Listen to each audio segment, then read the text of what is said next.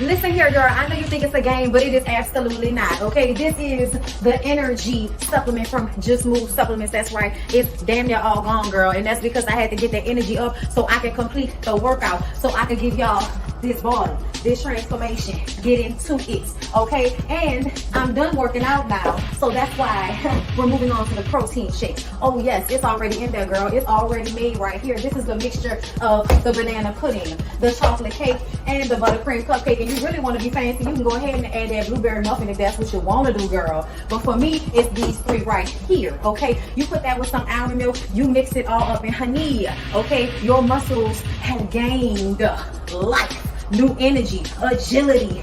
Get into it, okay? Just Move Supplements. Thank you very much. Hold up, Chief. Okay, don't forget about that TLC NutriBurst to get that multivitamin probably, because we all need a little extra. And child, if you want that sea moss that go down smooth, don't come up rough, okay? Get into the TLC Nautica sea moss. Yes, get that from me. And child, if your stomach hurt and you need to move some things around so you can be free, okay, go ahead and get that ISOT down below in the description box. Get it all from me.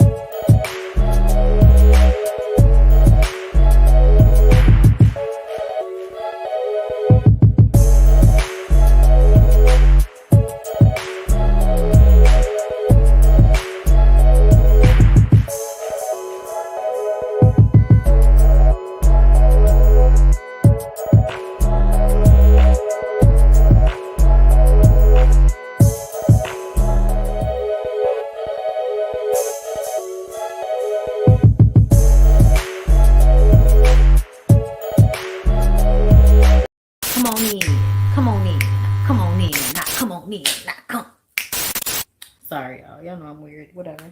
Hey everybody, what's up? It's your girl BondyBlue. So let's go ahead. Hey everybody, what's up? It's your girl BondyBlue. Okay, follow me on Instagram and let's get into the video, right?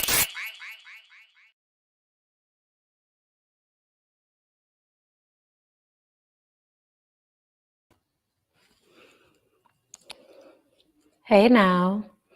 What's going on, folks? How y'all doing? What's going on? How is everybody doing? Is everybody doing well? What's going on? Okay, what's going on? What's happening? What's happening? Come work for me. Come work for me. Come work for me. Listen, okay, yeah, I had the most amazing massage today. So I'm still basking in the glow of sleepiness, because when I tell y'all, if I could package my masseuse, my massage therapist, if I could package her and bring her with me everywhere, girl, I would. I sure would. Okay. That's one of my self-cares, girl, is to go give myself a massage. Okay. Once a week. And when I quit the news station, I had to stop doing that. When I first, look, story time. When I quit the news station, because y'all know I used to work at the news station. Those of you who don't know, I was a photojournalist. If you don't know, if you're new, if you don't know me by now, I worked for 8 years in photojournalism in New Orleans. Okay, and if you know anything about photojournalism in New Orleans, bitch, you know it is not easy. This is one of the times where I am so happy that I am no longer in that business, because I get to be free when everybody else is at parades with their feet hurting because they tired of being there. It's not fun. And for some people it is, when it's a job, but it was not for me. But I used to go get massages all the time because, I could. And then I quit. And then, money got funny for a while. But we're back. We're back on the upwards tick, bitch. Okay, we're back on the upwards tick where we can go and get massages. Cause girl, that massage today made everything I done went through in my life worth it, girl. I'm gonna tell you when you know a massage good is when you fall asleep. When they tell you, your massage is now over. You can go ahead and get up and get ready. Take a moment to get up. Girl, I almost fell back the fuck asleep. I was like, oh, hold up, bitch, get up. You falling asleep. Girl, it was a good time had by all. Okay. So before we get into it, I'm letting y'all know right now, that's how we about to do this. I am going to do Love and Hip Hop Family Reunion first.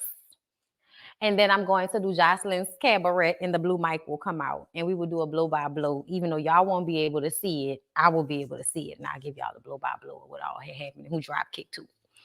Okay, shout out to Roxanne. Happy birthday, Joseph. Happy birthday, my love. Thank you for joining me on your birthday. Okay. That's what's up. Come on, 19. Y'all little babies in a room. Little babies in a room. I love the 4:30 lives. Give me time to get old. Listen, I know what you got to do, girl. I know what you got to do.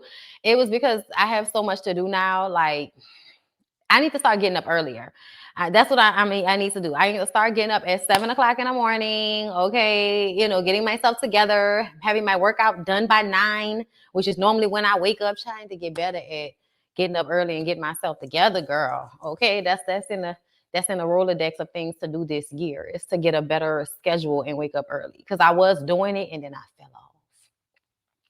But before I get into Love and Hip Hop, I want y'all to go ahead and sign up on my website. Everybody right now, go bondyblueshow.com and become a member of my website. Okay, you become a member of my website, it then prompts you to download an app. If you get the app, then you get push notifications to your phone when I go live. Okay, I'm getting better at sending you guys notifications on several different forums. So y'all know I have the Facebook group, all the bonbons for when I actually get a chance to go live again on my website so I can talk to you guys, but just so I can have another place where you guys can get notifications about videos. So don't forget, down below in the description box, sign up for my forum on Facebook. Do not forget, once again, you do not have to be a paid member to sign up for the website. Please sign up for the website if you are just a regular subscriber of mine, so that I can have access to you in case YouTube does some ignorant shit. I can still send y'all notifications about what's going on with me, because as you all may remember, YouTube took my channel down last August for nothing. That could happen again. So, you know what I'm saying? This is actually not a workout top. This is just a regular shirt that I got from Urban Outfitters. Anything with the galaxy on it, child. Anything with the moon and the stars on it is up my alley, girl. Okay. So yeah, make sure y'all are signed up for BondyBlueShow.com.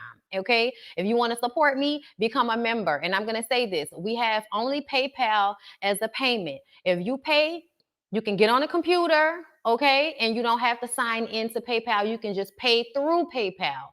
We're trying to get Square, but there's some issue with that. So we're going to try to hook it up to where y'all can just put in credit card information without signing up for PayPal. Either way, I don't know what y'all issue is with PayPal. I don't know why y'all are so against it. Everybody's already on there. So I don't know what y'all be going through with the PayPal thing. But right now, PayPal is the only method. You don't have to sign up for a PayPal account if you pay on the website on your computer. Okay, if you're on your computer, you can go to my website, sign up, and then you can just choose credit card and put your credit card in, and you don't have to create a PayPal account. Okay, but your PayPal got hacked. Well, I don't know what you want me to tell you about that, Shantia. You know, I appreciate you for that, girl, but you got to change your passwords. Okay, because I've had, God grace. Okay, that's never happened to me. Okay, y'all got to change y'all passwords.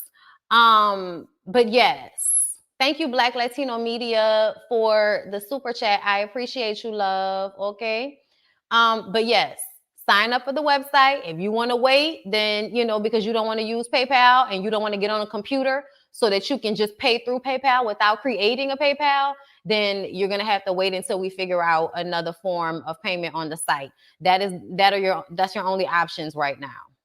Okay, that's your only options right now. Besides being a member on YouTube, which I am leaving that because I'm still on YouTube and I still post things to you guys on YouTube. Okay, but I would prefer for y'all to not give y'all money to other people. I would prefer for y'all to just give it straight to me. And my website is you giving it straight to me and me not having to, do all of this with Patreon and YouTube and all of that. So it's up to you. I still have my YouTube members. There's still some of y'all. There's still a few Patreons. I'm gonna eventually let Patreon go. So if you have not transferred over, if you have not canceled your, Patreon and crossed over, I'm giving you some time. That will happen eventually. Okay. So yes, that's the information I have on y'all before we got into the show. 13 minutes in, gave y'all enough time to come into the room. Make sure y'all like the video as y'all come in. I'm so happy to see y'all. I'm sad I'm looking a little rough, girl. I gotta go get a haircut and everything. Some little cute shit going on this weekend that I will be posting on the website about, in the Discord about.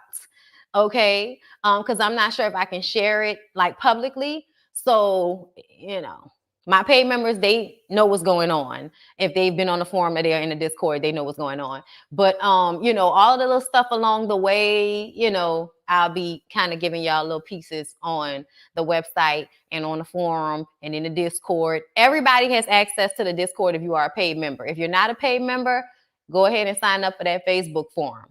Okay, but everybody else, you get the Discord. I just put up a new link to the Discord on the forum on the website. So make sure you check that out. I also posted it for my members on YouTube. I also posted it on Patreon for those of you who are still on there if you never got the Discord link. Okay, so yes, if you're on your phone, change it to desktop view in your browser and it will give you the option like Bondi described. Thank you, Kwanzaa, so much for that. Y'all know I'm not signing into my website to pay, so I don't know what it looks like on y'all end. And I just have to rely on, my website developer and people telling me. So thank y'all so much for that. That helps. Thank you so much. So as y'all can see, Kwanzaa told y'all, change it to desktop view. Okay.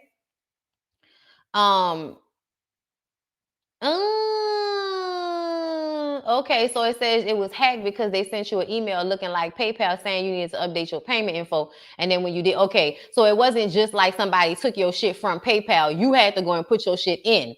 Okay, so that's different. That's a little different, y'all. Thank you, Random V, for the super sticker. Thank you so much. I'm sorry that happened to you, my girl. People are always trying to scam. Y'all got to keep y'all head on the swivel. They didn't almost got me like that before, but I'm one of them people that call and check and shit. Like, hold up, what is this? Talking about no, I don't want to just send you shit. I don't know what you're talking about. Okay. Yeah, no, the forum has been litty. The forum has been fun. I really appreciate that part. Your bank put it back. All right. Yeah, that's a scam. Y'all got to be careful of the scammers out here now. I love y'all though. And I appreciate y'all. Those of y'all who are supporting my website, like y'all have no idea. Because YouTube, my numbers have been going back down on YouTube. I don't know if y'all noticed that. So like, I have to think about that. At the same time, thinking about the website, pushing things on the website, pushing things on Instagram, pushing things here on YouTube. So it's just like a lot. It's a lot going on, a lot to keep track of, and to feel that people are really loving and supporting and being here for my content. I'm very appreciative. Y'all know I'm living my dream out this bitch. So thank you so much to everybody because I love y'all for that. So let's go ahead and get into the notes for Love and Hip Hop because, child, it wasn't really much of nothing. So Amina has a little performance. It's a vibe. She's playing her guitar. Y'all know she be at the I sing real soft because I'm Amina and all my songs about Peter and he really loves Tara and it breaks my heart, but that's okay because I can sing real soft like. Okay, real soft like. Okay, listen, all right? That's Amina. Mina's on stage with her guitar giving y'all all of the acoustic beach sunset vibes that you need in your life, okay? Peter says, that he thinks all of Amina's songs are about him. I said, you know, Peter, you act like you're a nice guy, but sometimes you say things that make me think you're really just a narcissistic, control freak fuckboy that has nothing, you know, really to show for his years in the industry except for being on reality shows. Like, the truth of the matter is, y'all, Peter Guns having that one good song that one time got him on Love and Hip Hop, but it was really the mess of his life that got him on Love and Hip Hop. It was the relationship with Rich. Like, it's really not about the music anymore, Peter. It's about your business. It's about your life. It's about the mess that is your life. People find it entertaining. That's why you're on Cheaters. You're not on Cheaters because you're Peter Guns the rapper. You're on Cheaters because you're Peter Guns the cheater. That's you. Okay? That's you. All right? I feel like it's really all because you were a cheater. It's amazing that you have been rewarded for bad behavior. And then you say things like you think all of Amina's songs are about you. And I'm just like, Amina, I know I said that, but I really hope all your songs are not about him. I really hope you find you something new to fall in love with. Honestly, I feel like Amina is doing herself a disservice by not trying women out. Because I feel like Amina might be able to find her a woman like Mimi did that know how to act. Y'all might go through it. Y'all don't become Patreons. Stop it. I just saw somebody become a Patreon. Do not become a Patreon. I told y'all, stop becoming Patreons. I tried to take the link out. Stop becoming Patreons. I'm gonna just send you. I'm gonna refund you your money back. I'm gonna refund you your money back. And then I'm gonna make sure you don't have access to my Discord. Cause don't be in here trying to become a member just so you can get access to my Discord. Don't do that. Just saying. I saw that. Take it back. Trying to steal links to my Discord. Patreon got the most reliable notifications though. I understand that, but they also taking my money. The forum notifications are great, but that's for paid people, so it is what it is. I mean, but the Patreon for paid people, whatever. I don't care. I'm not doing no more Patreons. I don't care. Give it back. It's too hard. It's too much. Put it back. Take your money back. Get your $11 back. Stop. Put it back. We are no longer selling my content for $11. Okay? That's over. I'm going to just give it back to you. I'm going to refund you your money anyway. I'm going to go through and make sure that y'all not out here stealing my Discord link. Okay? Trying to get over on me. But anyway, because I know y'all be trying to get over on the bitch. Like, we be out here charging y'all out the ass or something. It's unfair. It's not right. But anyway, I appreciate y'all for becoming members and stuff. Let me just say that. Stop, okay? Listen, be listening to me when I tell y'all, okay? I appreciate you though, but take it back. Become a member of my website, not Patreon. My website, BondyBlueShow.com, okay? All right? Because I'm going to go on Patreon and just refund you your money back. And then I'm going to then cross-reference your email and make sure that you're not in my Discord. Okay? It's easy. I can do it. So let's go ahead and move on from there. Y'all, I'm in a lax mood, so y'all are gonna get lax version of me. That's y'all been getting lax version of me for the past few days. I don't know if y'all know. Where it's like, well, you know, if y'all fucking with me, y'all fucking with me. If y'all ain't fucking with me, y'all ain't fucking with me. So it is what it is. All right. So yeah, Amina's performance, Peter saying something that made me feel like Peter's an asshole moving forward. So Cisco says he didn't say that he fucked Amina. He said Shekinah lying on him. And y'all, I felt like it was a toss-up. But I also feel like at this point, it's kind of becoming obvious to me that Cisco and Amina probably fucked. If for nothing. If for nothing to get a little catchback to Peter Guns. A little catchback.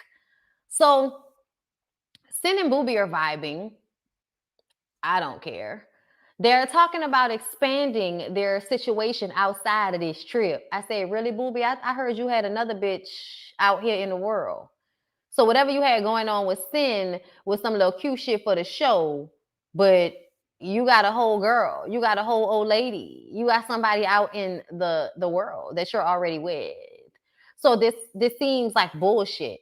So any more of these Booby Sin scenes just look like Sin getting caught up with a nigga that's trying to convince her he's a good guy when really he's a dog ass nigga.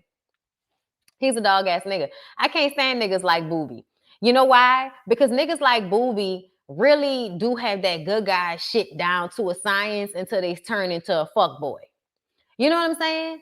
Like, you had a bitch this whole time, but you sitting up here engaged in Sin and all of this great conversation, like y'all about to have something. You know, I just want to take things slow. Do you want to take it slow, or do you not want to back away from this girl now that the prospect of fucking her while y'all were on this trip is over? I can't stand you, Booby. I can't stand you. Because you really convince people you're a good guy while being emotionally disingenuous. Like, if you got a bitch out in the world that you really fucking with, that you got a serious situation with, then say that. Don't make Sin think that you open for a relationship, and when she gets her mind wrapped around that being a possibility, then she got to find out, oh no, there's somebody that's in that spot. He just wasn't telling you that somebody was in that spot. Okay? Child, y'all said that he did Keisha wrong and she never bounced back. I think Keisha bounced back. Okay, Keisha said she give him chance after chance. He still cheated. I'm gonna tell you what it is. He cheated. You know why? Because he's not somebody that really wants to be in a monogamous relationship. Booby, stop lying. Booby, stop lying. Stop lying. Y'all want to be in one-sided polyamorous relationships. Y'all want to be able to fuck anybody y'all want to fuck and convince these women to be in committed relationships with y'all. Instead of just being in an open relationship and seeking out women who want to be in open, polyamorous, or any other relationship where you are being honest about the fact that you are fucking on other people. I see y'all signing up on my website. Thank you, BondyBlueShow.com. Make sure you sign up, whether you are a paid member or a free subscriber of my channel. If you love me and you fuck with me, please go over to my website. Show a bitch some love. I think Keisha bounced back. Okay? I think Keisha bounced back for sure. But I'm just looking at this nigga Booby like, I can't stand a nigga like you, because you the type of nigga that'll wait a bitch out. They'll be your friend for years trying to get you, trying to fuck you. I used to fuck with a nigga like this, y'all. He was my coworker. And I knew he was a dog ass nigga because I had seen it with my own eyes. You know what I'm saying? Like, you've seen all of the girls going crazy and the homemanship that he had about himself. You know what I'm saying? Just real good homemanship, you know? And we worked together for years, and he was always trying to get with me, and I was like, nah, nigga, you's a hoe. Psh, get off me. And then eventually, he was able to get in a moment of weakness, and we started dating. And it was a relationship, and everybody around knew it was a relationship, but he was not faithful. And he would lie and act like he was, and then question me about what I was doing when I was being faithful, because I was stigmatized. I wasn't going nowhere. I wasn't. I was stigmatized. I was totally enthralled. And he was the type of person that could not be faithful. Instead of being real and honest about that, you don't know. I might have been open to that. But that's not what y'all want. Y'all want y'all cake and eat it too. Y'all want to be selfish. Y'all want women to give themselves to y'all fully while y'all out here doing what the fuck y'all want to do. Well, you can't have it both ways, nigga. You can't. So you either going to be a whole dog ass nigga, or you going to be somebody honest that's willing to be in a mutually respectable relationship. And when I say mutually, what I mean is you're honest. Be a real friend. Yeah, I like you. I want to fuck you. I want to spend time with you. I might even be jealous of knowing if you're spending time with somebody else, but I'm not ready to only be for you. So what we gonna do? But y'all don't want to have those real conversations. But you rather be friends with a bitch for a long time and play that friend role and be in that friend zone and do that little flirting shit and, oh, booby, stop. Oh, booby, stop. Oh, booby, stop. Yeah, don't stop. It turns into that. They want to be friends and shit. And then it goes, flirtation, cute shit. And then he banging you out in a restaurant bathroom against a sink with the door locked. I'm not saying that's my life, but that's the picture I envision in my mind. So I'm just looking at Booby at this point like, if we didn't think you was a fuck nigga before, child, we think you a fuck nigga now. because you emotionally disingenuous, because you lie about what the situation is. There are a lot of y'all who feel like y'all don't have to tell people what the situation is, but you know you full of shit. You know you full of shit. You know that you sitting up here talking to somebody, making them think that the relationship can be more than what it really is. You know you doing that shit. You know you doing that shit. But then you gonna act like it wasn't nothing when the girl turn around and get her feelings hurt because she was expecting more from who? Her friend. Boy, suck a dick. Anyway, y'all, so they ain't expanding nothing. I see y'all signing up. Thank y'all for signing up my website, BondyBlueShow.com. So the men take Shekinah to the side because they want to know, Shekinah, were you lying, Shekinah? Did you lie on Uncle Fester? Did you lie on Uncle Fester, Shekinah? Turns out Shekinah did lie on Uncle Fester. Okay? Shekinah lied. You know why she lied? She lied because he never told her that he fucked Amina. But she assumes that he fucked Amina. So she's sitting there being messy with Stevie. Stevie, look at him over there. You know he ain't shit. You know he fucked Amina. Yeah, he told you that? Yeah, he told me that. Yeah, he told me that. He didn't tell you that, bitch. He didn't tell you that. Whatever he told you, you read through the lines like everybody else has.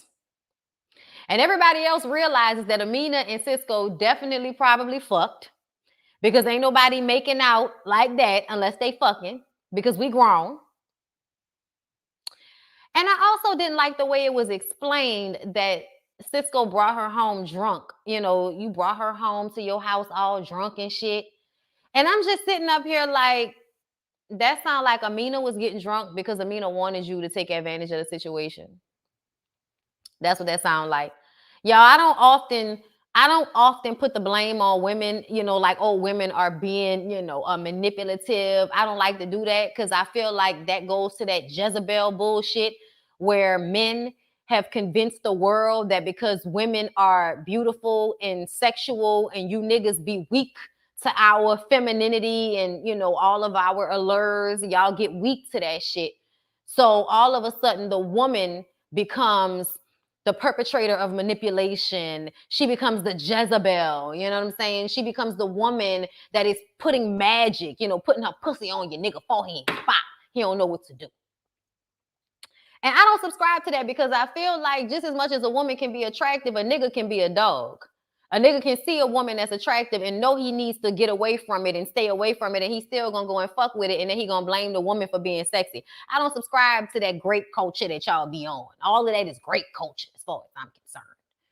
But what I did notice is that Amina still feels a way about the fact that Peter is still in love with Tara. Amina always thought that she was the one because she was the one that he married, and he hadn't married any of them previous bitches that he had skeeted off inside. But no. You're not as special as you thought. And honestly, Tara is not as special as you think either. Because what's the point of a dirty nigga wanting you? And that's no disrespect, Peter, but I'm saying you a dirty nigga. Like, you lie, you cheat, you manipulate, you use women. You offer them nothing more than some dick in a pregnancy and maybe 5 minutes of fame that can get them a little check on Love and Hip Hop. You niggas actually be out here thinking y'all did something great by getting these women that y'all have impregnated on reality shows. We saw it with Scrappy. Scrappy really started to feel himself because he was able to give Erica the opportunity to be on Love and Hip Hop. After impregnating her and leaving her for Diamond from was it Diamond? Diamond from Crime Mob? Okay? Gonna leave her for Diamond of Crime Mob and then be in videos and shit. Child, I was listening to what was it? Going in the circle. Hey, my head is constantly spinning, twisting, cause now this boy's tripping on me. First off, we all love it, dove it, and now he called me his homie. Wishy-washy kind of feelings, trying to play with my emotions and mumble the word I love you when they said that he was joking. Stuck up in the mind. Tough love is what it calls it. I don't read between the lines, boy. You need to get the talk and spell it out and make it clear. Don't tell me what I want to hear. Nigga was in the car listening to that this weekend. And the video was playing, and Scrappy was in the video with Diamond all hugged up and shit. Okay? You got me going in circles. Around and round I go. I'm strung out over you, over you, over you, over you, over you. Yes, he relaxes me, satisfactory, treat me like a queen. It was love at first sight on that night when I stepped on the scene. Now my body, once I got it, fulfilling on my knees. He had me feeling, I've seen it, I mean it, just smelling his. I really want him. Yes, I want him, but the law disagree. All right, I'm gonna stop. I'm sorry, y'all. Y'all should have never gave these niggas a mic. So I was watching it and I was just like, child, Erica was probably at the house beating up the air bitch with the baby crying in the corner, watching her man in the video all lovey-dovey with the diamond bitch. And you know she felt the way because she took him back after the fact, which shows that she was still in love with him the whole time. You know what I'm saying? You know what I'm saying? But you didn't left that girl, left her for dead. But because you got her on Love and Hip Hop, it's supposed to make all the cheating, all the lying, all the narcissism, all the selfish behavior, it's supposed to make all of that better. And it doesn't. And then y'all walk around thinking that y'all are better than the average deadbeat because you were able to give your baby mama the opportunity to make money. When the truth of the matter is, you was always supposed to make sure that she was straight once you decided to put a baby in her womb, especially along these lines in these years, because helping Erica helped your daughter. Making sure Erica had bread, made sure she was out your pockets. So that was another thing. It wasn't all about helping them. It wasn't no selfless act. Y'all brought y'all women on these shows so that y'all could also use how y'all treated them to pad y'all pockets. So really the only thing that makes you different from a bum ass nigga that's living off a bitch is the fact that you had a little fame that came back around a few years later and got you on a reality show. But those girls had to be entertaining. Those girls had to be down for it. And you had to be dogging them hoes out in order for that shit to work the way it did. So ultimately, don't pat yourself on the back too fucking hard, Scrappy, even though you know I love you, boy. Dirty Feet Pete. Don't pat Stevie J. Don't pat yourself on the back too fucking hard, okay? This the least you can do. The least you can do is make a way for them to make money. The least you can do is provide something besides trauma, pain, and some dick. Thinking y'all doing something. Meanwhile, trying not to have to pay somebody trying not to pay child support. That's what it really was. Let me make sure she got a check so she can stay out my pocket. That's what it was. Acting like you did something for a bitch. You ain't do nothing for nobody. Because you can tell that that's the way they feel about it. Now that they done got these girls on these shows. For Scrappy and probably for Peter. Peter sitting up there with that $10,000 fucking publishing clearinghouse check. I said, what the fuck is this? What is this? If you don't send that girl a direct deposit to her account, y'all don't have a hookup where you can Cash App, Zelle, Venmo, PayPal. Girl, you ain't got none of that. To me, if you my baby daddy, nigga, you need to have it in your bank account that you can upload money to my bank account immediately and expeditiously. That don't even make sense. That don't even make sense. Oh, you could tell Erica had a whole full-time job. You could tell Tara had a whole full-time job the first season because Tara had to leave her job to meet Dirty Feet Pete in the park about Amina. Peter didn't have no job. Peter was out here in the studio, probably making money off of his relationships more than anything. Living in Tara's house until Love and Hip Hop came through with the check. But he was staying on her sofa, it looked like. Or more so in her bed. But damn sure living off Tara paying bills. I'm just saying.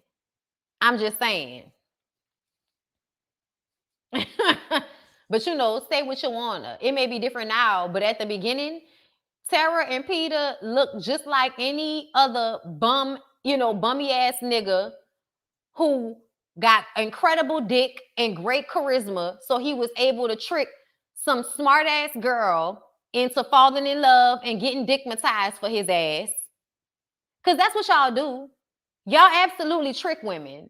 I'm sorry, I'm going on a tangent. I don't give a fuck. This episode wasn't that entertaining anyway. Y'all absolutely trick women because y'all pretend to be something different. And then when they fall in love with y'all and get dickmatized, then y'all switch it up on them and start disappointing and start lying and start cheating and start showing less effort and all of this shit. So y'all absolutely trick these women to get them to a place where they will do anything for you. And once y'all done shot their club up, we already know what that's like. But anyway, okay, Tara used to be a side piece. That y'all always say that. Y'all always say that. And I always be like, yeah, I know y'all. But here's the thing. What does that say? That's not about Tara. That's not about Tara, because we all know that Peter probably told Tara that he was leaving that relationship and he didn't want to be with her no more, which made Tara hold on to his ass thinking that he was going to leave whatever situation he was in to be with her. And eventually he did do that. After a man says, I'm in the music industry, log out. That's girl, that sound about right. Everybody always say, oh, Tara was a side chick. I'm like, listen, the nigga wasn't never married, so she really wasn't a side piece. Because the nigga wasn't never married to nobody. Really wasn't a side piece. Peter was just out here doing whatever the fuck he wanted to do. And whatever girl just had a baby, that's the one that felt special for the moment. But it was only for a moment. Because Peter was never going to be faithful to nobody. Peter was never going to be faithful to nobody. It is what it is. But back to Shekinah lying. Shekinah lied and said, he said that he fucked, but he didn't. All he said was they kissed, but she believes that they fucked because he took Amina home drunk. Amina comes over to the group and says, hey, it was just a kiss. We didn't have sex. We didn't already said this, okay? And Cisco, everybody's saying, Rich including us, saying that Amina and Cisco did it to piss Peter off. And Amina is like, I don't owe Peter anything. I don't owe Peter anything. Peter and I were not married. Peter and I were not together. I do not owe Peter anything. If anybody did anything wrong, it was you, because that's your friend. I don't owe that nigga nothing. That nigga cheated on me. Our whole relationship, lied to me. Our whole relationship. I don't owe him a motherfucking thing, especially now that we not together. What? Amina, you fuck Cisco, and it's okay. And I wish you would just say it. I almost feel like you almost wanted to say it, but it's not worth the stress trouble, because Peter the type of nigga that will stop doing what he's supposed to be doing as a parent because he mad at you because you did something that he's upset about, but he doesn't have a right to be upset about because y'all are not together. Rich know they smashed too. But I'm also tired of Rich because I feel like Rich is always the one trying to talk to Amina and reason with her. But you're always trying to reason with her from the standpoint of wanting her to be the bigger person, her having to be better than Peter. No. When Amina said, I don't owe him anything, I don't have to say anything to him, that was the truth. That was the absolute 100% truth. I don't have to say anything to Peter's ass. Okay? We're not together anymore. I can literally fuck Peter's family members. And guess what? We're not together. So what? I'm just saying. I was tired of Rich trying to be the voice of reason, but only the voice of reason when it comes to the women. Y'all always want the women to be better, but not the men. Boy, bye. Or you only want the men to be better when it's about how the men are treating each other, but not when they're treating the women badly. I don't see any of y'all trying to correct y'all niggas for treating their girls bad. Y'all don't care about that. Y'all only care about how Cisco treats Peter and how Amina treats Peter. Fuck Peter. I'm sorry, Peter. I know you swear up and down you're a great guy. Fuck you. And that's not personally. I just mean as it pertains to Amina and this whole situation. Fuck you. I also feel like it's utterly ridiculous for you niggas to think that the creep squad means anything other than being a hoe and treating women with terrible respect. No respect. Not people with the same genetics. I mean, she don't have the same genetics as him. As long as she don't get pregnant, it don't even matter. And even if she did get married, the Jacksons did it. So what? I just feel like Peter has been so terrible to all of the women in his life. He's not owed any loyalty. He's not owed any reverence because he's never had any. And that's how I feel about the Creep Squad as a crew, as a business, and as a friend group. Nigga, nobody cares about y'all feelings. Y'all have gone around publicizing that y'all don't give a fuck about none of the people that y'all are in relation with. So please tell me why anybody should give a fuck about y'all feelings. Yeah, the Jacksons did it. Don't Jermaine and Randy, I think? Jermaine and Randy got the same baby mama. Passed her right along. Anyway, they have the last day. Marcus and Brooke, y'all. Marcus and Brooke's conversation about unconditional love is very interesting to me. And it's because I agree with it. I do. Let me explain. So, I'm a person that has loved a few people in my life. I still love those people. My love for them just has to change. Okay? But it doesn't go away. It's energy that is created and then it changes, it shifts, it moves, lessens, you know. But the energy of it really changes. So when I think about unconditional love, for me, unconditional love means that I'm going to love somebody forever. But that does not mean that person needs to be in a relationship with me in order for me to love them. So, for instance, if, me and my husband decided to break apart and it was because we figured out that we just could not make the relationship work, meaning, we just weren't happy. We just weren't happy in the situation and we needed to separate. Okay? I still love my husband. So, our relationship may change to where we may no longer be married, but that's still my friend. He was still my husband at some point. If he needs me in any capacity, I would be there for him. And I would like to feel like vice versa.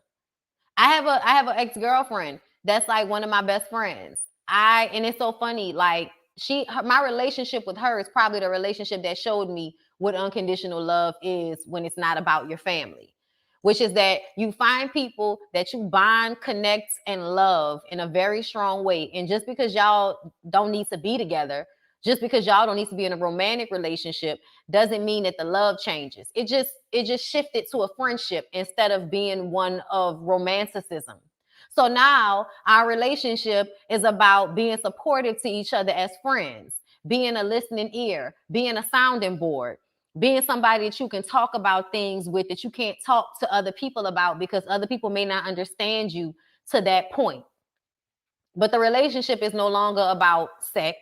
The relationship is no longer about romantic love. The relationship is just about somebody that I love that is so valuable to me, and I'm so valuable to them that we have figured out a way to shift our relationship to still be, to still love each other, but just switch the relationship. It's no longer what it used to be.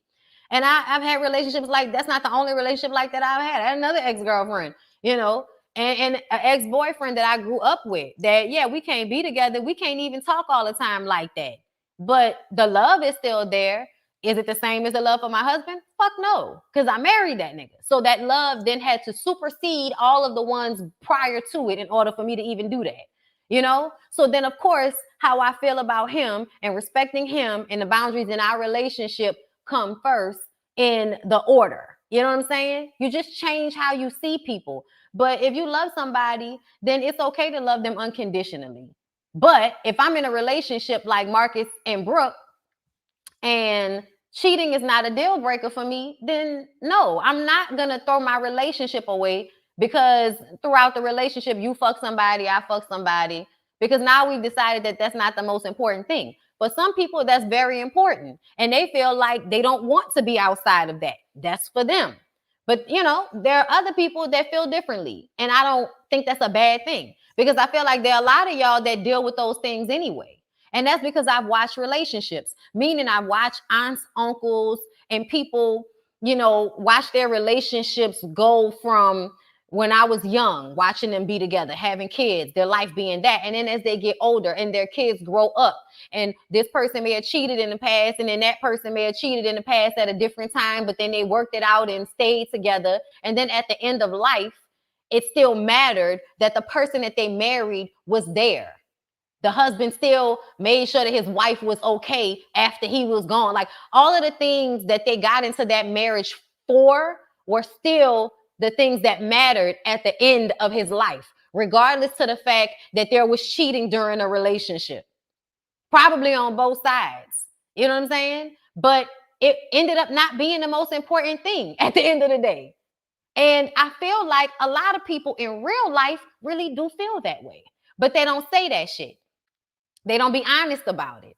They don't say, I'm deciding that this is my person, and so whatever happens, we're going to figure it out. Y'all want people to be like, I ain't doing all that, when y'all know good and goddamn well y'all nigga done cheated on y'all, and where y'all at? Sitting next to the nigga right now. But when people like Brooke and Marcus say the shit, y'all look at Brooke like she a damn fool or something. Not realizing that, no, I just know who I'm with. I understand my relationship. We understand each other. And there's a balance involved. And that's fine. Ooh, yeah, like he did when she kissed Booby. Cheating isn't a deal breaker for most people. Finances cause more divorce. And I think that's because a lot of people understand the feeling of wanting to fuck somebody else or getting bored. Like, it happens. It happens. You know what I'm saying? And I think that there are some of us that are realistic about it, and just have it from the gate. But I also feel like there are conditions in a way, because if you ever turn out to be abusive towards me, if you ever turn out to be Lorenz Tate in the Rain on Me video, bitch, then of course the dynamics of the relationship change, and then there may be no love lost. It may just be over. And then there's nothing later after that. But at 33, I have more life to live, but I have not yet experienced loving somebody to the extent that I love my husband, and then thereafter not still holding love for them in my being. I just don't think it's possible. Whether we decide to stay together, in a romantic relationship or not, I really do feel like that love just needs to transform into another form of love for us, because it feels like forever love. You know what I'm saying? But just in a different way. And I think it's important for people to open up their mind and think about that, and just be honest with themselves and with their partners, because there's something to be said for a relationship that feels like I can go to this person and be honest and real with this person. You know what I'm saying? Like, I think there's something to be said for that. So I'm not mad at Marcus and Brooke for whatever their relationship agreement is, as long as Brooke is not left depleted after the fact. You see what I'm saying? Because that's not always the case. You know what I'm saying? It's not always, he getting over on her. It's not always that. Sometimes we've agreed that he can make mistakes and I'll make my mistakes. I'm just better at him not finding out about my mistakes. And that's how a lot of women chalk it up. A lot of women chalk it up to, we've decided that we're going to do this marriage, this family shit together, and all of that other shit. You keep your shit under wraps. You keep your shit clean. I'll keep my shit clean, and we do this shit together. It's very much Will and Jada. It's very much Will and Jada. And the thing about it is, a lot of people have come to Will and Jada's agreement. They just don't tell people about it because people be out here judging and having so much to say. But do you know how many people ain't finna do all of this shit with this cheating shit the way y'all be looking at niggas' phones, checking their Facebook, who you been with, where you going? I'm not doing all of that. That's very possessive. I don't own you. I'm not doing all of that. If there's a point where this relationship becomes painful for me, then we need to talk about that then. You know what I'm saying? But let me see what y'all saying before I move on. The crazy part of unconditional love for me is that it goes beyond my understanding at times. I may not have the goosebumps for after a breakup, but I have a soft spot in my soul for that individual. And that's what I'm saying. For me, once we're done, the love expires. Well, that's something. That's something. But I'm not like that. I just understand. For instance, I still was like in love with some, in a few of my relationships, when those relationships ended, I still was in love with those people when those relationships ended. And so then my mind has to tap in. Not my heart, my mind and my common sense. And they don't want you. This is not working. So you have to step away for your own self-respect. Then my mind taps in and I let that relationship go. But the feeling of loving that person or caring for them never goes away. It's just, I know that I can't be with this person because I now understand this person got some shit with them that's not compatible with the shit I got with me. So we just don't need to be together. But that doesn't mean that, I don't care about, what I'm saying? Like, I don't mean that. You're so right. That's why counseling and find a way to get back to that is so important. Man, and it's difficult. You know what I'm saying? But it's always an up and down. I'm checking phones. If you want to cheat, tell me. Listen, that's how I feel, but I'm not checking no phone. I'm dealing with foolishness, and I'm gonna tell you, by my 30s, if we still toxic, I'm gonna leave, baby. And that's what I'm saying. And that's like a part of my thought process with a lot of this shit is that I don't want to be arguing and fighting with nobody. I don't want no toxic relationship. So if I love a person enough to be with them forever, then I need to figure out a way to deal with things as they come because shit be coming. You know what I'm saying? And also a thing that you need to learn is sometimes things need to break apart so they can come back together. That's another thing. You know what I mean? Bonds, right though. Most people stay together after cheating. Now it's different when you a serial cheater, but most people do stay. And they do because they know themselves that it's not always easy to be in the space that you're in when you have tunnel vision. You know what I'm saying? Trying to stand myself when it comes to people entering my life. I'm glad y'all appreciate these types of conversations. Sometimes when I'm just talking and not really reviewing in the same way, using it more for the conversation, I wonder how y'all feel about this. Like, bitch, get back to the show, but really, like, I'm the thing that made me want to even talk about it was the conversations that are coming up from watching them. So I actually like Marcus and Brooke's situation because I feel like Marcus and Brooke talk. And I feel like what I saw from Marcus was that Marcus understands that, yeah, I might fuck up, but moving forward, I know how to handle it so that I do less damage to my wife and vice versa. Because something makes me feel like Brooke will get out there and make that nigga Marcus sweat if need be. You know what I'm saying? I love the free talk. All right, y'all, I'm glad. Mimi speaks on forgiving Stevie and thanking him for teaching her men weren't for her. She didn't say that, but that's what I said because she was like, I want to thank Stevie because he taught me a lesson that I really needed to learn. So I want to thank you for that, Stevie. And Stevie's just sitting there, you know what I'm saying, kind of sort of smart enough to realize that you don't need to be like, yeah, I'm glad I was able to dog you out to the extent that you learned the life lesson that lesbianism is better for you. Like, nigga don't want to pat himself on the back for turning Mimi into a lesbian. But that's basically what happened. That's basically what happened.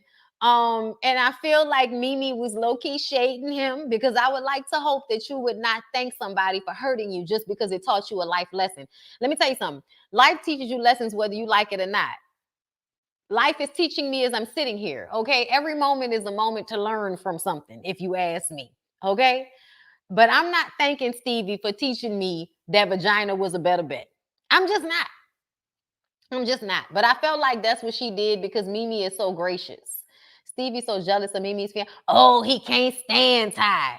He can't stand Ty. And it's because Ty is everything you can't be for her. You know what I'm saying? Like in so many different ways. Like Stevie J is one of those men that really relies on the fact that they can always go back to the women they've been with because they have that, that child. Y'all seen, if y'all are y'all are in the Discord, bitch, y'all seen that monster that Stevie J has in his pants. And so the charisma, the musical talent, the dick size, the physical fitness of it all, y'all. Stevie J on the outside is a fucking catch, but on the inside, his mama and them fucked him up, and he needs to go to therapy. For real, for real. But the thing about him is that he loves the fact that he can always get the women that he was with back in some type of way. And he can't get that from Mimi no more. And see, when she was with all of them other people and it wasn't serious, he always felt like he could always get her back if push comes to shove. But when Ty came into the situation, it was totally different. And I think that's the issue for him, is that Ty gave Mimi what she needed to know, like, I can really have better, I will have better, and no matter what, I ain't going back to no fucking Stevie J. Okay? Yes, communication is key. Talk it out, listen to understand versus listening to respond. You know you're right about that, okay? Mimi went from clownery to regal. I love that for her. Me too. And I'm glad that they basically was putting a crown on Mimi's head this last episode, because Mimi really did set the franchise on fire. Like, Mimi's storyline with Love and Hip Hop Atlanta, that lady being embarrassed and going through that type of pain for this, basically benefited so many people. Love and Hip Hop Atlanta popped because of Joseline, Mimi, and Stevie J's love triangle. Yeah, it was everybody else adding to it, but we all know that was the biggest thing, was their love triangle, that first season of Love and Hip Hop Atlanta. And then in turn, that made the other franchises pop even hard. So everybody really does have Mimi to thank in a way, because her being real, her being a real woman, y'all. If y'all go back and watch that first season, Mimi is real hair, not that much makeup. Like before the girls started doing the most to be on reality shows, Mimi was still in that frame. And I just think, when you think about it, she went through a lot of pain and embarrassment, and they wasn't paying enough for that shit, if you ask me. So I was glad that they was giving Mimi her flowers, because I love Mimi.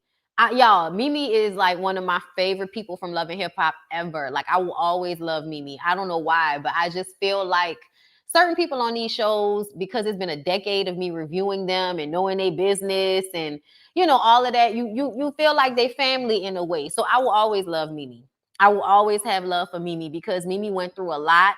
And at the end of it, I find Mimi to be one of the most beautiful women on reality TV. One of the most beautiful women on reality TV, period. Didn't do nothing crazy to her body. Didn't do nothing crazy to her face. Yeah, she went through some mental and emotional shit, but that's to be expected under the circumstances. And look at her now, And I'm happy for her, because at the end of the day, she's still better than Joseline. And I've been saying that. Y'all made me like Joseline. I did not like Joseline. I didn't. Y'all made me like Joseline, and now I don't like her again. Y'all know I didn't like Joseline until Joseline started her show on WeTV and Zeus, and then I was like, all right, Joseline, good for you. I thought she was changing. She's not changing. She's the same bitch, but somebody, figured out that she was still a cash cow, so they can give her more opportunities to be executive producing and give her her Mona Scott Young little nameplate. And she can feel better about Zeus Network tricking all that money off her for further embarrassing the fuck out of herself and demeaning herself and other women. Like, y'all, let me tell y'all something. We're going to get into Joseline's Cabaret. But that shit is fucked up to me. That show is fucked up to me. Joseline is fucked up to me. I don't like her. I didn't like her. I started liking her, and now I'm reminded why I never liked her. And looking at their lives, no matter what, Mimi looks like somebody that's happy, not only with themselves and how they are as a woman, but in their life, at a place where they're going to figure out a way for them to be happy and in a healthy way, which to me means Mimi won. And it had nothing to do with winning Stevie. It just, to me, I feel like Joseline was always creating this, back and forth between her and Mimi, because she felt intimidated by Mimi, because Mimi has this class and this regalness about her. And here you are coming in fucking prostitute, as Mimi was so affectionately referred to her as, okay? Y'all still chatting, so I think it. Whoa, what's going on? Beautifully animated. What's wrong? Thank you for the super chat. The only Chelsea. I dated a guy like Stevie years ago. So glad I moved on. Glad Mimi is getting love she deserves. Me and you both, girl. A child Jocelyn is painfully insecure, and it's just like you just really wish that people would, get their therapy. You know what I'm saying? Do whatever they need to mentally and emotionally evolve, because when you see people getting money, you see people getting better opportunities, but you see that their mentality is still where it was when you met them, and their mentality wasn't shit when you met them, then all of that money and access means nothing. All of the name brand, all of the money means absolutely nothing, because mentally and emotionally you are still regressed. And that's how I feel. Um yes, I'm going to watch the new season of Marriage Boot Camp. I'm going to review it. I always do.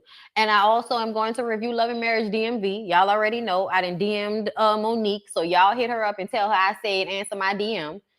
She may have already. I don't know. I haven't looked at my phone in a minute. But I'm trying to get her on the Ooh Ladies first panel for when that show airs. And y'all already know Love and Marriage Huntsville is coming back. And y'all already know. You already know what it is. Okay. All right. So what else is going on this show? Cisco comes on the mic and apologizes for being an asshole. He explains that, he really doesn't value family because, he never really had a family like that growing up. His daddy left when they were young and took everything, took all the furniture out the house. I mean, he even took me and my brother's bunk beds. So your daddy wasn't shit either. We can tell. Usually when men lack overall, I don't know, awareness, responsibility, integrity, respect, Cisco's trash. Uncle Fester is a trash ass man. So we have no doubt that, I'm surprised you even knew your daddy.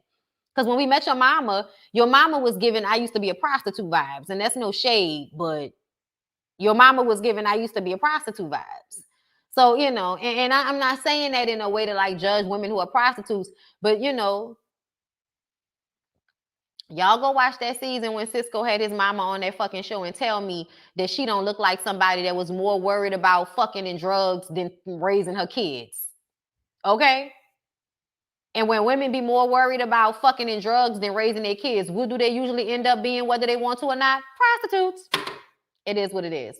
Anyway, so Cisco then offers himself up to people, as a brother for the next 24 hours. I say, boy, what are you talking about? You offering yourself to them as a brother for the next 24 hours. What does that mean?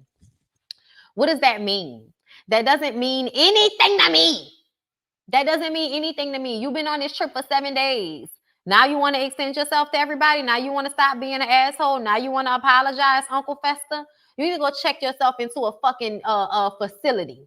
Go find you one of them nice facilities that they send drug addicts to, and sign up for like a good 2 weeks where you can go and sit down in somebody's nice facility and get you some good therapy, maybe get you some good psychedelics. Girl, I don't know, Cisco. Uncle Fester need to get his fucking life together, because you ain't firing on all cylinders, you crazy ass nigga, talking about you gonna extend yourself to us in the last 24 hours. What the fuck we gonna ask of you in the last 24 hours? Get off the mic, get off the stage. Are you selling the drugs for the trip? We in California, they can go to a dispensary. What are you talking about? What are you extending? Come to my room for the cocaine? What are we saying, Cisco? What do you have to offer in the last 24 hours? Boy, bye. Bobby tries to make a moment happen between Sin and Erica, and we keep trying to tell y'all that that's not going to happen because Erica doesn't want to admit that she created that fake page. We realized she didn't want to admit that she created that fake page to stalk Cynthia. The first week, we realized that she wasn't going to do it. Like, she wasn't going to be honest. And that's when we realized we couldn't fuck with her no more. If you gonna come on this show crying your heart out every 5 minutes because Safari cheating on you like you don't know who he is, but you can't be honest and apologize to Cynthia for being a fucking stan. Because that's what you were. Anytime you take time out your day to create a private page so you can stalk somebody and say negative things about them on social media, first of all, you got too much time on your fucking hands, first of all. Second of all, you're a stalker and you're a fan, and you need to do something about that. You need to go and figure out why you're obsessed with Cynthia, because you're obsessed with Cynthia. Sorry, that's the truth of the matter. Yes, stop trying to make fetch happen. That hoe not gonna apologize because she doesn't want to admit that she's pathetic enough to do what she did. And it was very pathetic. We know what Instagram do. We know how the shit work. You can't switch the name and then tell us we not seeing what the fuck we seeing. Girl, fuck out of here with that. Y'all stop trying to make these hoes kiss and make up. The lesbian love affair is over. Let it be over. Okay? Then Rich and the Creep Squad talk again because I guess they needed to have another come to Jesus moment. Cisco says that he wants to apologize once again to Peter because he realized the only reason why he is always acting like an asshole is because he sometimes sees them out together and they don't invite him. So then he got to act stupid with them, but they brothers and it's, C and B, we all we got.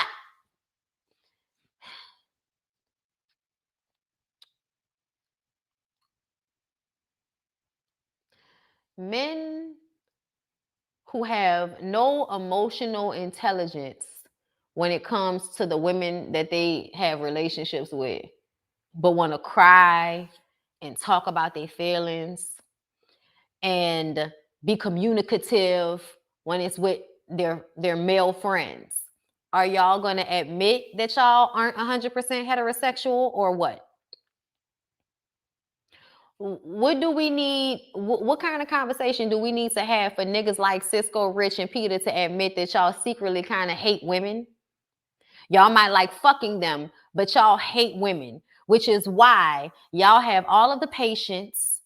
Y'all have all of the second chances. Y'all have all of the emotional awareness.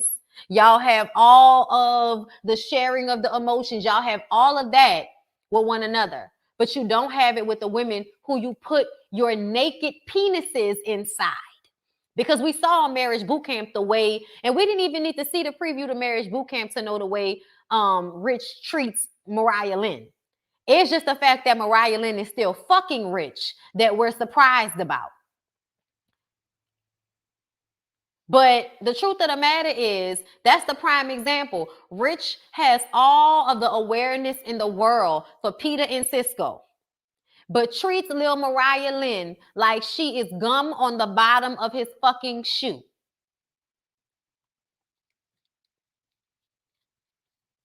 You niggas hate women. Just be bisexual and admit it to yourself.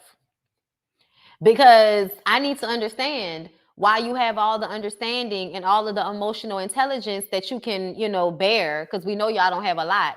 But the minimal amount that y'all do have, y'all give to each other as men and never give it to the women who y'all have children with, to the women y'all lay up with, to the women y'all dog out. Y'all never have that same emotional openness with those women, but y'all have it for each other. Just fuck. And that's what I gotta say. Safari takes this time to have a come to Jesus moment with Rich because he wanted to talk about Rich saying that he would spit on Erica. Child, don't nobody care. They have a group hug once again. Don't nobody care. Tara's birthday. It's Tara's birthday, so Peter gives her a $10,000 check because $5,000 of her nice things went missing from his place. And she believes some hoe took it. I was like, girl, when did you leave $5,000 worth of merchandise at Peter's apartment? When was that? When was it? When was it, Tara? For everybody that thinks that Tara is no longer fucking Peter. When was it? When was it? Has it been within the last 5 years? I want to know when she left her shit over there. Because to me, that should let y'all know that Tara's still fucking Peter. Or was fucking Peter up until recently. The month before they filmed.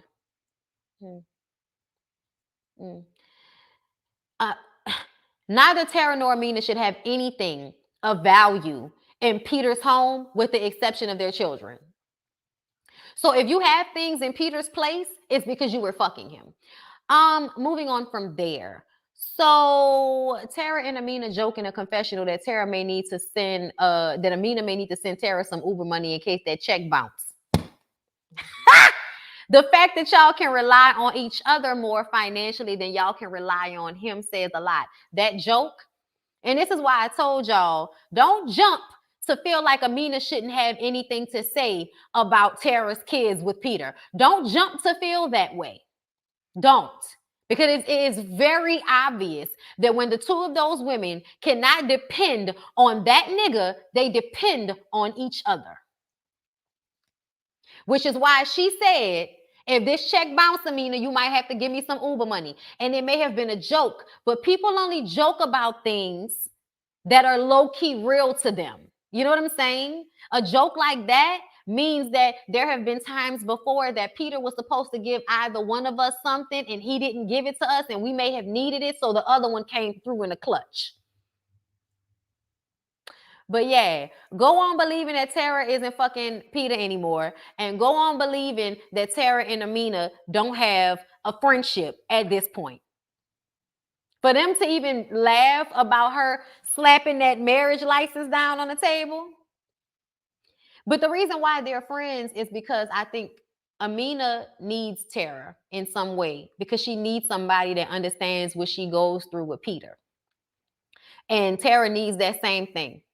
But then on top of that, I think Tara feels like, we all know I'm the one that got away, even though y'all both embarrassed the dog shit out of me. The only reason that I can be cool with Amina now is because I know that Amina feels bad because he really wants me. I may not want him anymore, but he really wants me. So even though she hurt me at the beginning of this situation, now that we have children for this nigga and have our sister wife situation popping, I'm not going to begrudge her because I was like her at one moment. I used to be her. And now I'm not anymore. So I'm not mad at her. And I'm going to take what I can get out of the relationship that I have with her, because ultimately there is going to be a time when Peter is not going to come through. I'm telling you. Okay? This one was actually better, y'all. Oh, I'm so happy. Hey, baby. I am buying an elevated desk, but that's for upstairs. I'm gonna set that room up with the other computer, and then big shit up there. Yeah. Yes, to move around as I see fit. Yeah, slide it up the stairs. I'll help you. Just bring it inside. I'll help. But anyway, I just got one more show to get through, so you know what you need to do. So yeah, y'all, they have a fine, huh? Yeah. I know, I'm just saying I have one more show to talk about, and then I'm gonna be done. So you know what you need to do. Yeah. But yeah, slide that on upstairs. That's what you do for a living, nigga. I was like, where is he when you need him? I love y'all, yeah. At least you at the bottom of the stairs, nigga. Okay. If you got one of these and you stay on the second floor, guess what? I mean, you could take that shit out the box. No, I'm just saying if it needed to be lighter, just take the parts out and bring them upstairs separately. But you know, I know you got that. You can slide that on up. That's what you do.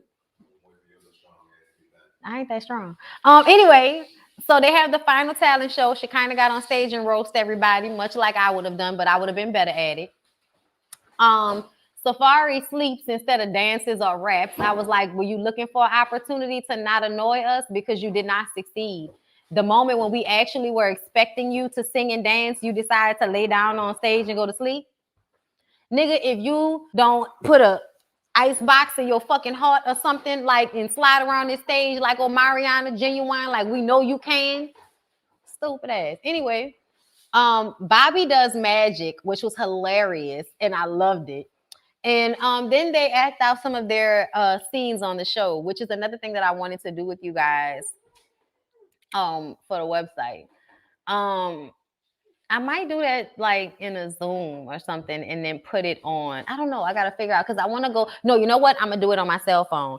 We're going to do like one of those watch alongs of maybe like Tara and Amina. You know what I'm saying? I might do that tonight once me and Lyric go in the den. I might turn on that little compilation of Tara, Amina, and Peter, and then we could watch it on the website, my members. Okay? Yeah, it's going in the new room.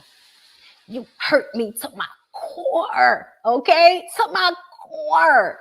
All right, y'all. Y'all know we've been talking for too long. We about to move on to Joseline's Cabaret. So can y'all show me that y'all don't hate that I'm talking for this long and like my video, please?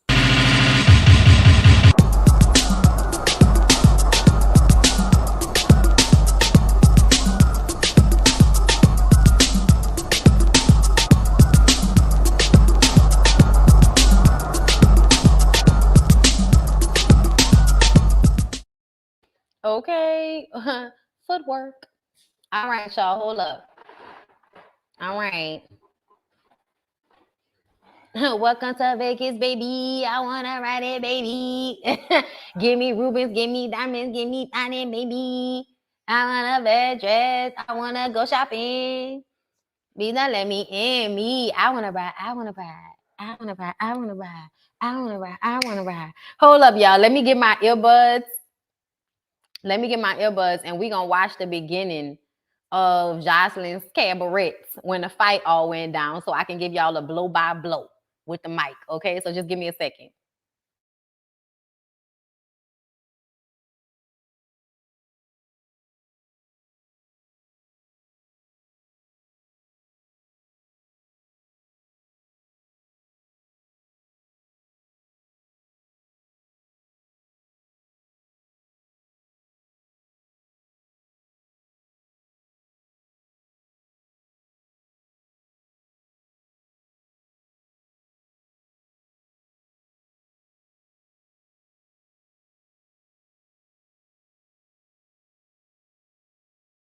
Come to Vegas, baby.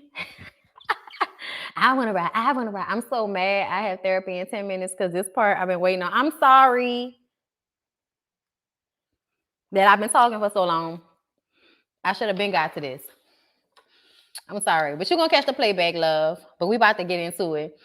All right. I want to ride. I want to ride. So hold on. Let me turn it on. Okay. Hold on.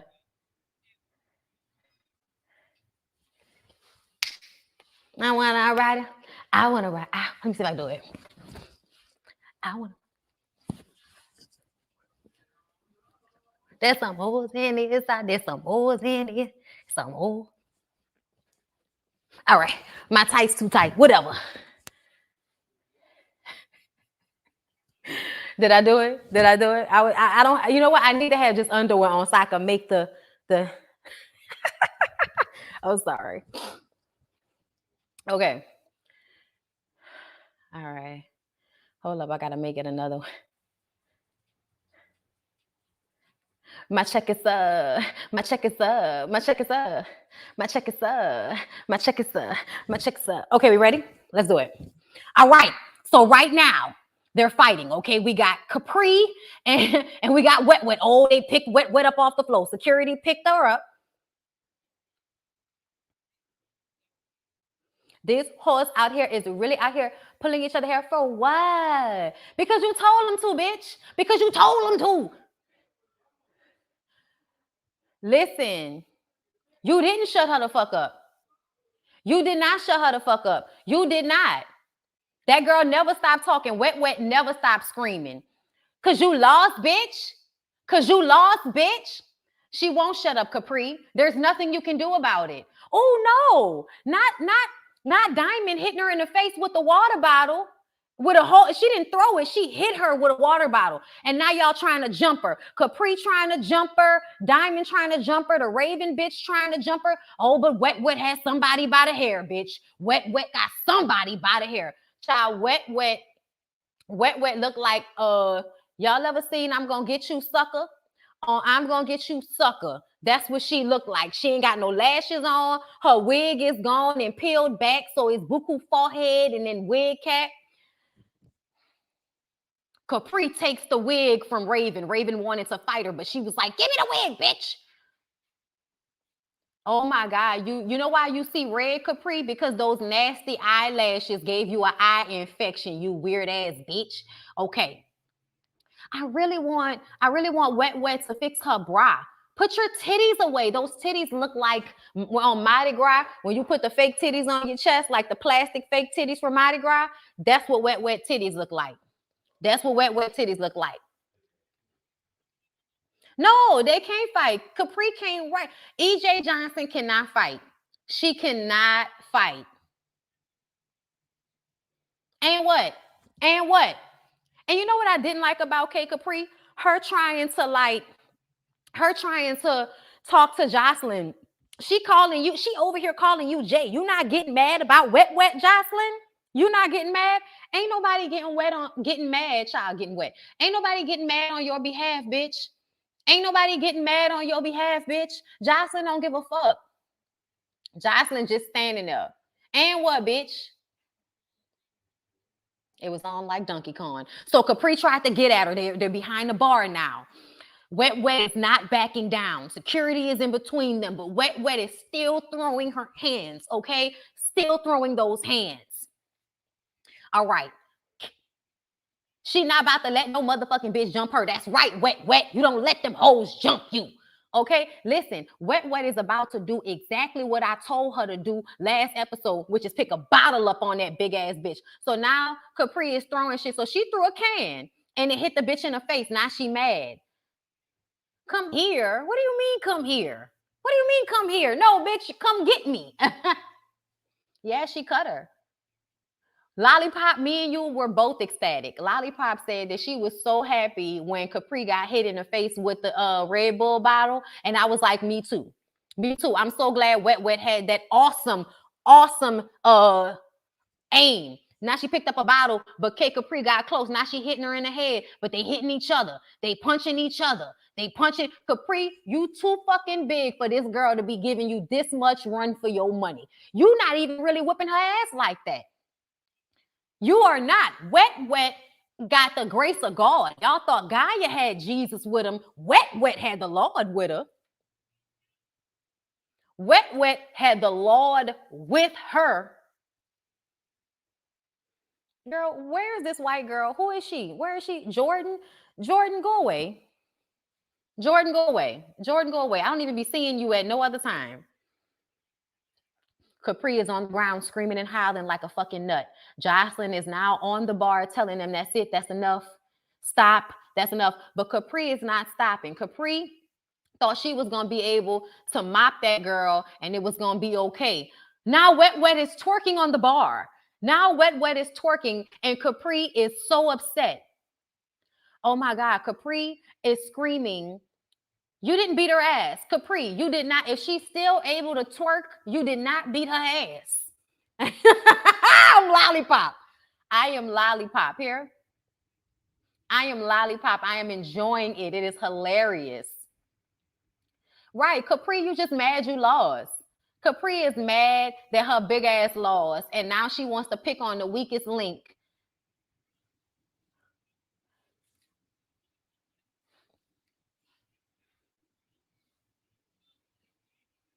She just said several times, K Capri says to Wet, I'm going to put my dick down your throat until you choke and die. Something is wrong with this bitch. Y'all sign up for my website, BondyBlueShow.com. You don't have to be a paying member, but you do have to sign up. Do that for me. Something is wrong with K Capri. Something is wrong with K Capri, y'all. You should see the look on Joseline's face. She's me right now. Ew. You're not beating her ass. The titties aren't moving. The titties aren't moving. We're not gonna let you get to her, you crazy ass bitch. We're not gonna let you get to her. Joseline said they're not here for the cabaret. They're here for the first shit. Joseline, you wanted them to be with the shits. This is what you asked of them. This is what you required for them to be with the shits. And now they're with the shits and you're talking about they're not here for the cabaret. Bitch, ain't nobody here for the cabaret. The cabaret ain't real. Shake those cheeks. Shake those cheeks, Wet. Wet, one of them little slim, thick chicks. But I do want y'all to work out because y'all little bodies be looking so deflated. Some little muscle tone to them little flabby cheeks. Little flabby cheeks. Look at them little... Girl, not her on the ground popping. Not her on the ground popping, y'all. She is literally on the ground with backing it up, popping Look, she is popping and gliding across the floor with one eyelash on and a wig cap pulled over her forehead. She looks insane. She looks like at any moment she's going to take off one of her titties and throw them at you. And now Raven ran at her when, okay. Raven hitting her. Raven was hitting her. No. Oh, she hit her maybe 3 times. She wasn't connecting every time. Now she's on the floor. Raven's on the floor and Wet is hitting her. And she tripped over her. Something is wrong with Raven and Diamond. I don't like neither one of them Tweedledee, stupid ass, rat ass bitches keep trying to jump that girl. Fuck you. You got hit in the melee, bitch. That's what's happening. When a fight go down, you get hit in the melee. And now you want to jump her because you got hit in the melee. I'm glad Diamond's arm almost broke. Raven finding a motherfucker though. She ain't fall right on the floor, wet, but she did fall. That's why I said the Lord was with wet, y'all. The Lord was with wet, because she wasn't fighting that good, but these hoes couldn't stand a chance. Falling, breaking wrists, getting cuts under their eyes. I don't know what y'all thought. Y'all thought y'all was going to be able to jump that girl and beat her relentlessly and not have a scratch after. You hoes then broke all y'all nails. You know what I'm saying? Like y'all have done more harm to y'all selves trying to get to wet than y'all have actually done to wet. You almost broke your arm trying to jump somebody. That's what the fuck you get. Okay, Capri, you got that scratch under your eye. That's what the fuck you get. I don't care if she was throwing liquids or solids. You wanted to jump her. You wanted to throw shit and you got what you deserve. It's fair game, you big ass bitch. You want to fight fair? Pick on somebody your own size. Talking about I threw a liquid, she threw a solid. Bitch, you is twice her size. Now she's swinging on the pole. Y'all, wet. You can't keep a bad bitch down. You can't keep a bad bitch down. All them hoes clumsy, falling all over the fucking place, trying to jump somebody. And now they on stage trying to make fun of her. Raven, put your titties up. Raven, you Aggie. She thinks she Nicki Minaj. Raven, I don't like you. I thought I liked you, but I don't like you. You a following ass bitch. I can't stand no boisterous following ass bitch. Don't be boisterous and a follower. And can K Capri put some clothes on? Like, why are you standing in the dressing room ass naked, screaming and hollering?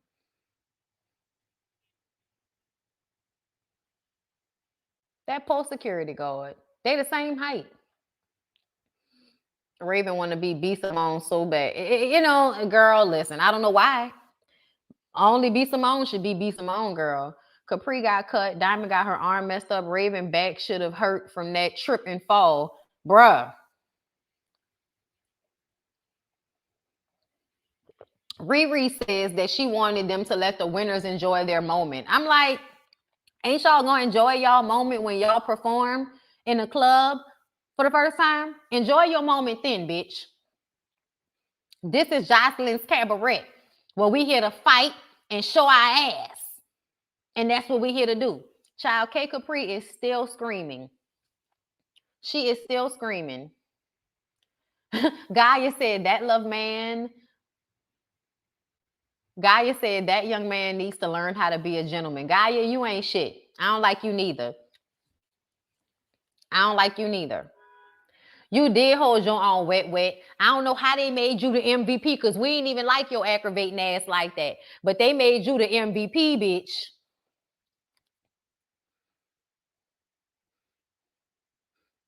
You didn't. You did not. Capri, you did not whip her ass. You didn't whip her ass. You didn't whip her ass. And the fact that you're this bothered by another human being, now Diamond is finding out that her arm is sprained and Joseline has to convince her to go to the hospital. Bitch, if your arm is broke, you need to go to the hospital. What is wrong with you? So now Joseline is asking Joseline is asking Wet about what happened. And they're lying. They're lying, making it seem like Wet did something. Wet didn't do anything. Wet was being her normal, annoying self. K Capri was mad that she did not win. and decided that she wanted to take that angst out on Wet Wet, and they started fighting and throwing shit at each other. And then the Diamond girl got hit in the mix of them throwing shit at each other. The Diamond bitch not gonna fight K Capri. She gonna fight the small one. You gonna fight Wet Wet because y'all think she an easy target. And then Diamond and Raven are kitty clicking. So as soon as Raven see Diamond fighting, she jumps in. You know what I'm saying? And y'all are jumping this girl for nothing, and then y'all making it seem like it's her fault. And let me tell y'all something. You can say what you want to about Wet Wet. You can say her titties are as hard as rocks. You can say that she doesn't have a real hairline without her wigs. Okay? You can say that she needs to hit the gym and do some type of strength training in her life. Okay? Because having, them little bitty legs and arms with them big rock titties don't look right for nobody. Okay, you can say all of that. But you know what you're not going to say? You're not going to say she ain't a real one. You're not going to say she ain't a real one, y'all. Wet Wet is a real one. And do y'all know why I'm saying that? Because, and I could tell from off rip that Wet Wet is somebody that's been through a lot. So they have certain mechanisms to help them get amped up when they might be feeling insecure. So Wet Wet, the titties, Paris, London, France, Germany, bitch, titty, all of that is so she could feel good about herself. She be hyping herself up. Whenever she start doing all of that, making noise and shit, that's just how that girl keeps her head above water when she's feeling down. And you can tell because no matter what they did to her, she never stopped running her mouth, and she never stopped smiling, and she never stopped shaking her ass. And let me tell y'all something. I find something very special about that. And this is what I be talking about. I ain't even like Wet Wet, but I also felt like I didn't like the way they kept picking on her. And so now seeing, her as a person going through this part, and she was talking about everything she had been through in her life, y'all. She was talking about how she was in the shelter 2 months ago? 2 months ago, she was in the shelter. She just got out of the shelter with her kids and shit. Okay? Talked about the struggle she done went through in her life. And you can pretty much guess that Wet Wet has probably been through sexual assault, physical abuse. Most of the women that have been on this show have gone through the same type of trauma in their lives as women.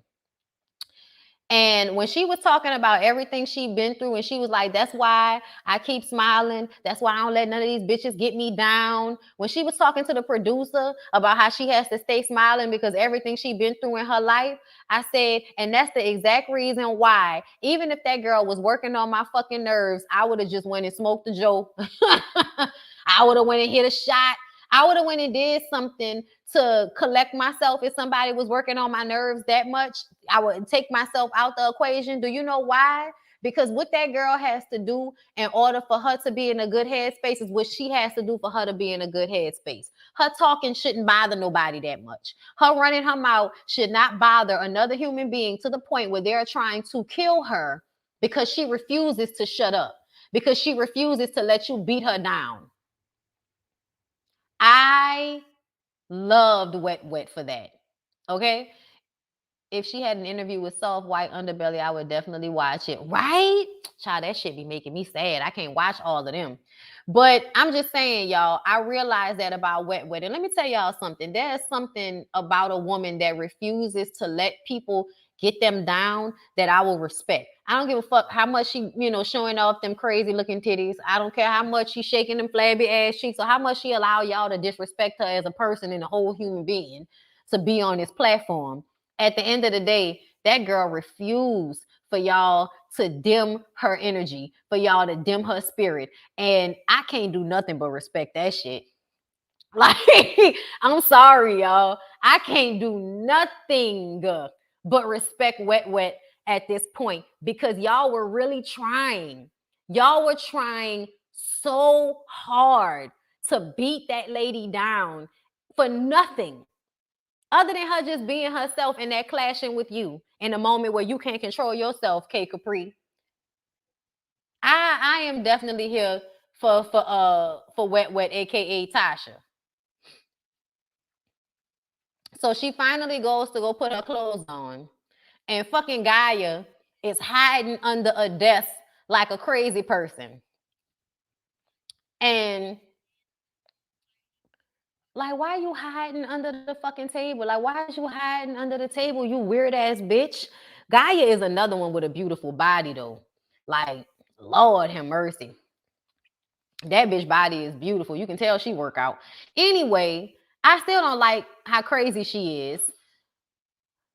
Because what you mean? Let me lay hands on you in the name of Jesus, ma'am. Your titty is out right now too. How are you gonna lay hands on me? You probably have sperm in your stomach right now. How are you going to lay hands on me? So now you aggravating the girl because she just finished fighting, and now you putting your hand on her, and now you're trying to, exercise a demon out of wet. And wet is like, girl, please leave me alone. Please stop. Please leave me alone. Stop. Gaia turns around and says that she was just trying to check on wet, and then she attacked her. We all know that that's not what happened. You tried to so-called exorcise a demon from that girl, and then you body slammed her on the fucking floor, you nut. Security, she's screaming out of her. She's screaming out of my family, out of my family. Y'all, Gaia is a fucking nut. Gaia is a nut from the pits of hell, okay? But she got wet so upset, y'all. This was the only time that I feel like wet actually got mad. I think homegirl bloodied her mouth. I don't know how, because she didn't hit her, but she body slammed her. Gaia, I would also like for you to know that body slamming somebody doesn't mean you won the fight. It doesn't. Y'all, this shit was crazy as fuck to me. Like, y'all can say what y'all want to, but when you mix God in with this type of crazy shit, it's darkness to me. It's not funny. It's not he. It's like, this is some dark ass energy. Oh, I'm so scared for Gaia's child. I'm so scared for Gaia's child. Oh my God. I didn't know Gaia had a daughter. I feel so sad for her. I feel so sad for her. Girl, who big dick she talking about?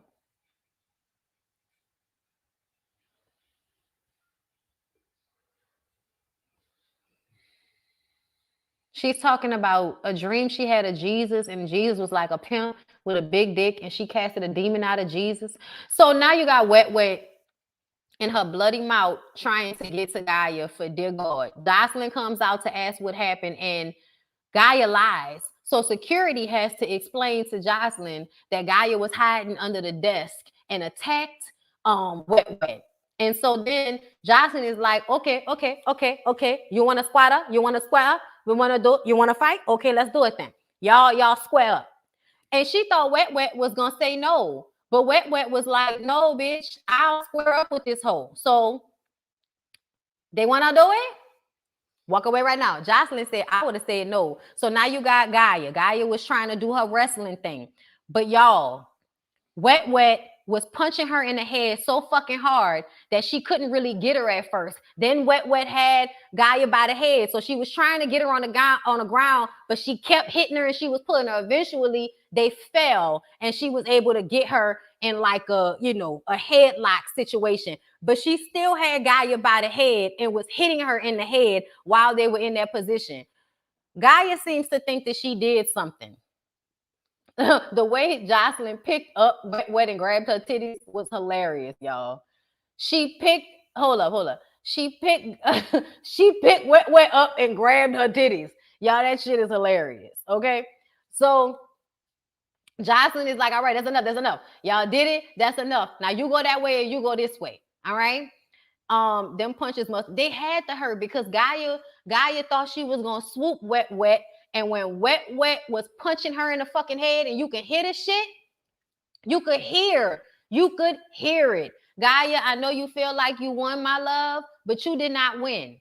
You did not win. Just because you wrestled her to the ground after she finished punching you in your head.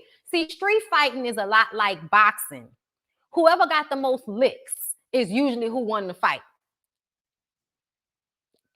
Okay? I was proud of wet. I was so proud of her. I was like, good for you. So Gaia decides that she wants to go home. We glad she going home because she's fucking crazy. Then we see wet talk about her childhood growing up. Joseline felt bad for wet after it was all said and done. And she tries to talk to the other girls But Capri is still on that bullshit. Capri still wants to fight. Capri is still mad that Wet dared to scratch her face with that bottle. And I just kind of feel like that's what you get. I don't understand people that attack somebody and then when they get hurt, they get even more mad at the person. Like, how dare you fight me back? Like, bitch, you crazy. You crazy as fuck. So I'm annoyed with Capri. I want Capri to go. I feel like she thinks she's a better dancer than she really is. You know, she's sitting up there talking to Joseline about how, oh, she hit me, y'all letting her stay. She hit me with a solid. I hit her with a liquid, and they didn't make sure the girls go in 2 different places and all of that. And I was glad, but I feel like K Capri is a sucker. I appreciate Wet for her energy. Wet is going to come back next week at some point with a better wig on. Okay.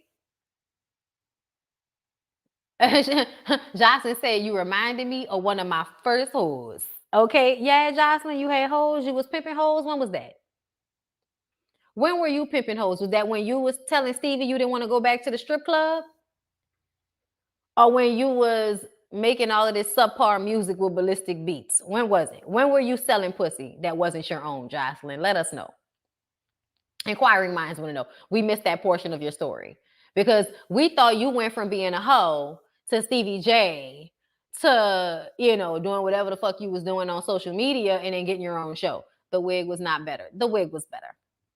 We can lie. We can lie. The wig was better because the first wig was trash. This wig, it may not have been a better, you know, like a best wig, but it was better. K Capri is a pick-me. She is.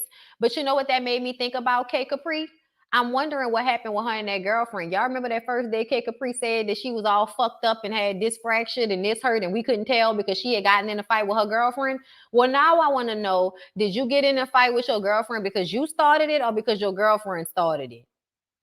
Either way, your big ass can't fight. Your big ass can't fight. And I guess that's why you wanted to pick on somebody half your size. Because I feel like you wouldn't have gave all that energy to Amber's ass. I feel like Amber was just as annoying a lot of the time. And you didn't say shit to Amber because you didn't want to fight Amber. You pussy. Fucking jolly green giant pussy. I can't stand no bitch like that. I can't stand no bitch want to use their size. But you know what? Use your size. Okay, use your size. Because little bitches like me don't care. Like I told Wet, pick up a bottle, bitch, so will I. Let a bitch come up to me that's lyric size and watch how I look for the nearest hard, solid object to throw in your direction. Bitch, you think I give a fuck? Fights ain't fair. Fights ain't fair. They do need like a WWE reality show because some of you hoes don't want to be stars. Y'all want to be wrestlers. Thank you, BMM, for the super chat. Gaia wanted her round after Wet roasted her cat hair like she ain't seen it already, but she ain't want to get jumped in a group setting. Oh, okay. That makes sense because she was roasting her vagina hair. She was roasting her vagina hair. She was. Okay. But I feel like everybody was doing that. Bruh, wasn't she? Wasn't she Amber? I didn't even see Amber this episode. That wakes up my fighting spirit. Where's the gloves by weight? Okay. Listen, a rock, a taser, some mace, anything. Listen, I don't give a fuck. Ain't no fair fights. The fuck you talking about? Ain't no fair fight. Jocelyn just needs to cut her losses and open up a strip club called Jocelyn's Cabaret. It'd be a smart business move. That's what she's doing. This Vegas club is a strip club. I don't know what y'all think she's doing, but that's what this is, girl. That's exactly what this is. Bondy, hold up, what you saying? My old roommate was like that. Thought I was scared of her size. After I beat her ass, she turned to a Karen and called the police. Ain't that some shit? Because that's what Gaia was doing. Gaia was like, she was going to call the police after she body slammed Wet. That's why Wet got so mad. Like, bitch, how you going to come out of nowhere, body slam me, and then talk about you going to call the police? Bitch, you should have kept your hands to yourself talking about calling the fucking police. Jocelyn is horrible. And what makes it worse is she came from the life and doesn't want to help these girls when, yeah, no. It's almost like she realized, well, the only thing I can do is do what those men did to me instead of being better. Because Joseline gives worker, not whole employer, okay? She's just now a supervisor and she doesn't do that well. She sure don't. She don't know what the fuck to do. When you think people be, you give people credit for being smarter, but they really be stupid, Jocelyn is one of those people. You're just lucky, but you're not that smart.